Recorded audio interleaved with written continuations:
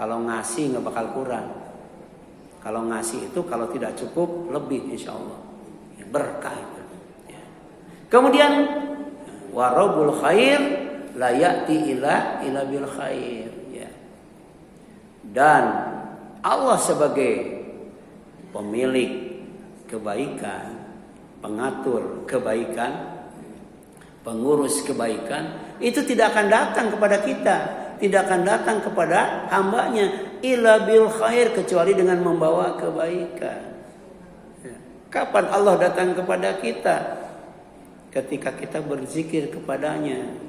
Semakin kita berzikir, semakin dekat dengan Allah. Kapan Allah datang kepada kita? Ketika kita sedang ibadah kepada Allah.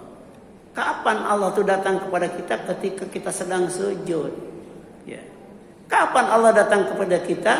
Ketika 2/3 malam. Nah, ya. 2/3 malam. Ya. Makanya kalau kita dibangunkan oleh Allah, kita baca tahlil. Ya. Kemudian kita baca tasbih. Kemudian kita baca tahmid. Kemudian kita baca takbir. Kemudian kita istighfar. Karena yang membangun kita adalah Allah SWT. Ya. Sebab bisa jadi ketika kita tidur tidak dibangunkan lagi, tapi diwafatkan, dimatikan. Itu pun ya pilihan yang terbaik kalau kita mengikuti kehendak Allah. Ya. Contohnya sebelum tidur kita berdoa, Allahumma in amsakta nafsi farhamha wa in arsaltaha fahfadha bima tahfadu ibadaka sholihin. Itu sebelum tidur suka baca itu enggak? Luar biasa ini.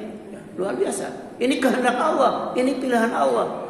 Kita ditidurkan Allah, makanya sebelum tidur kita ikuti kehendak Allah.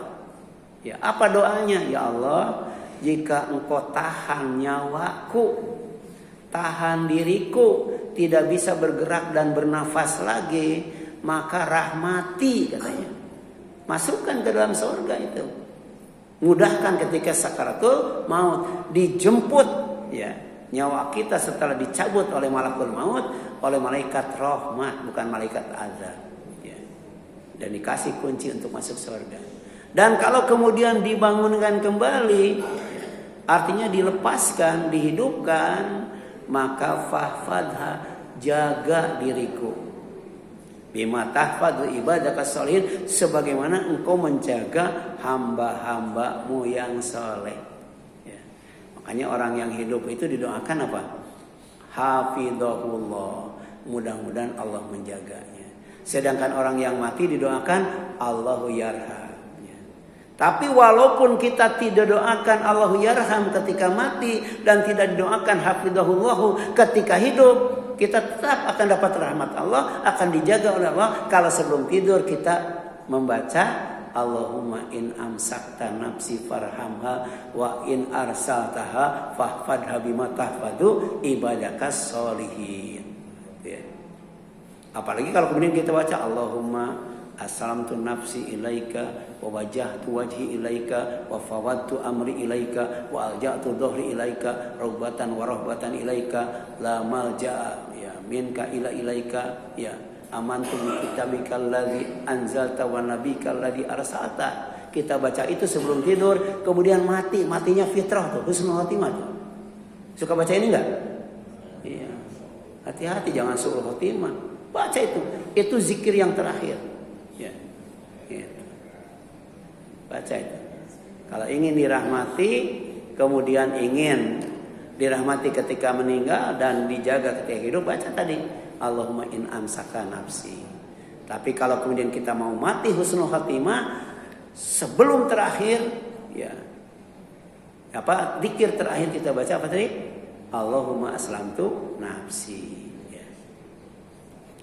Jadi sambut kedatangan Allah itu ya. Karena Allah datang membawa kebaikan. Kemudian berbuat dosa dan maksiat itu bukan pilihan Allah. Jadi ketika Umar menangkap pencuri, kata pencuri, ya, kenapa engkau menangkap aku? Padahal aku mencuri itu karena takdir Allah. Kan gitu ya. Kata Umar, aku juga nangkap kamu takdir Allah. Bahkan dengan takdir Allah, dengan kehendak Allah aku akan memotong tangan kamu. Ya. Jadi kalau dalam Islam orang mencuri, orang korupsi itu dipotong tangannya. Tapi kalau di Indonesia orang mencuri, orang korupsi itu dipotong tahanannya.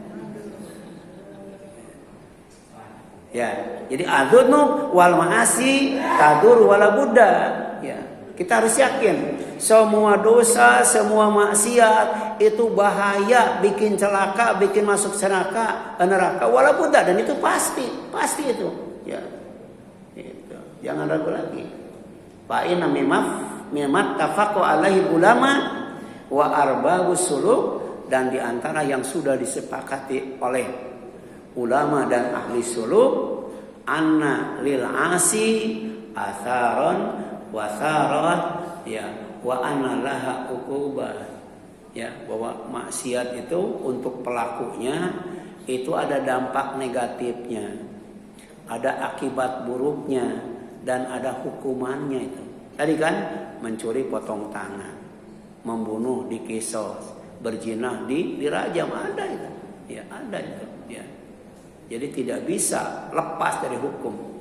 Kalau lepas, apalagi dibiarkan, ya, di penjaranya bukan, ya, di penjara pada umumnya, tapi penjara spesial, ya, lebih, ya, enak daripada tinggal di hotel bintang 5. Nggak bakal kapok itu mencurinya. Ya. Di antaranya ala qalbil asi, ya, wa badanihi. Jadi kalau orang berbuat maksiat itu ada, ya, dampak negatifnya terhadap hati dan badannya. Ya. Baca surat Al-Mutaffifin tuh. Kalau orang berbuat dosa, itu ada ron di hatinya, titik-titik hitam. Ya. Ya.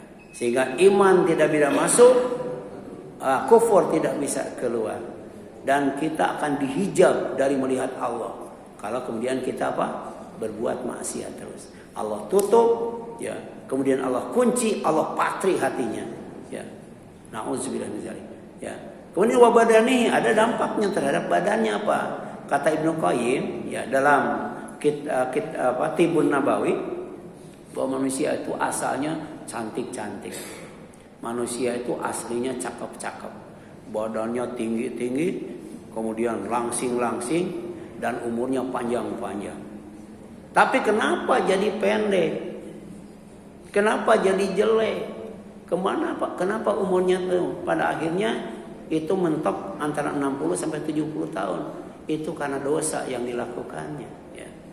Jadi karena dosa, ya, yang asalnya tinggi jadi pendek. Karena dosa yang asalnya cakep jadi jelek. Karena dosa yang asalnya panjang umur jadi pendek umur. Itu terhadap badan itu. Wa ala dinihi wa aqlihi. Demikian pula terhadap agama dan akalnya. Jadi tidak akan cerdas kalau kita tidak takut kepada Allah. Tidak akan cerdas kalau kita tidak mengendalikan nafsu dari dosa dan maksiat. Demikian pula, ya, kalau kita makan makanan yang haram, tidak mungkin ibadah kita saleh. Tidak mungkin doa kita itu dikabul, dan tidak mungkin masuk surga. Itu ya. Kemudian yang terakhir, wa ala dunyahu wa akhirati, dan ternyata dosa dan maksiat itu pelakunya akan mendapatkan dampak, ya. Kemudian akibat dan hukuman, ya, baik di dunia maupun di akhirat. Di dunia ditimpakan bencana, ya. Di akhirat dimasukkan ke dalam neraka. Ini kerugian yang benar-benar rugi.